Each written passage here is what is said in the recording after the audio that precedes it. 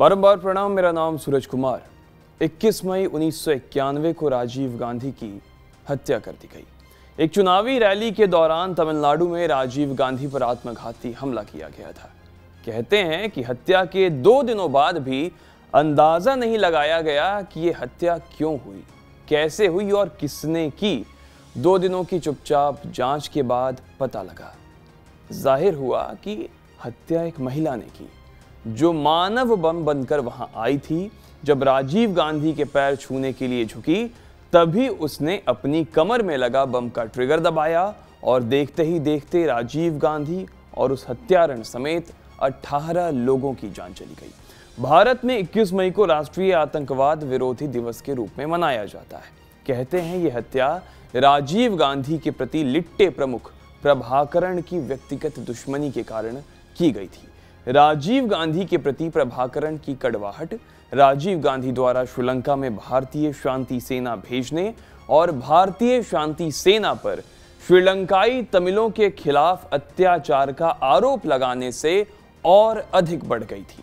एक दिलचस्प बात यह है कि ताड़ा अधिनियम के तहत राजीव गांधी की हत्या को आतंकवादी कृत्य नहीं माना गया, क्योंकि सबूतों और हत्यारे की योजना से यह पता चला कि वे राजीव गांधी के अलावा किसी भी भारतीय नागरिक की मौत की इच्छा नहीं रखते थे। यूं तो राजीव गांधी की मौत के बाद बहुत लोगों ने बहुत कुछ लिखा, लेकिन कुछ प्रत्यक्षदर्शी थे जिन्होंने ये पता लगाया कि राजीव गांधी की हत्या आखिर हुई कैसे।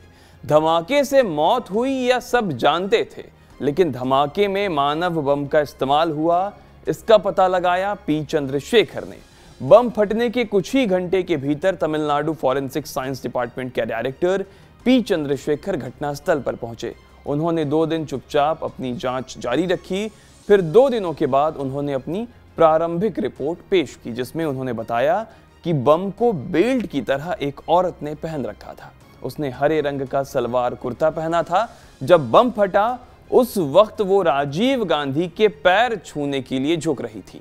तब तक किसी को अंदाजा भी नहीं था कि यह हत्या बम विस्फोट से भले हुई, लेकिन हमले में मानव बम का इस्तेमाल किया गया।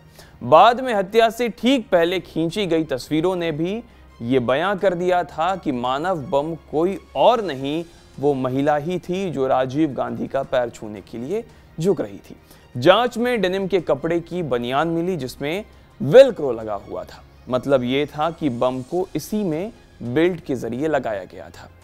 वेलक्रो ऐसी बेल्ट जो रोएदार टेप की तरह होता है और जिसका इस्तेमाल पेट या बनियान पर किसी चीज को चिपकाने के लिए किया जाता है। चंद्रशेखर को इस क्राइम की पूरी रिपोर्ट और डॉक्यूमेंट्स तैयार करने में 6 महीने का समय लगा। इसमें कई उन तस्वीरों का सहारा लिया गया जो ब्लास्ट के पहले और बाद में खींची गई। इस महिला का नाम था धनु, जो लिट्टे की सदस्य थी। इस हत्याकांड में ट्रायल कोर्ट ने 26 दोषियों को मौत की सजा सुनाई। हालांकि मई 1999 में सुप्रीम कोर्ट ने 19 लोगों को बरी कर दिया। राजीव गांधी की हत्या में अब कोई जेल में नहीं है। अंतिम 3 दोषियों मुर्गन उर्फ श्रीहरण, जय कुमार और रॉबर्ट्स पायस को 3 दशकों तक जेल की सजा काटने के बाद उच्चतम न्यायालय ने करीब 2 साल पहले रिहा कर दिया। ये सभी श्रीलंका भेज दिए गए।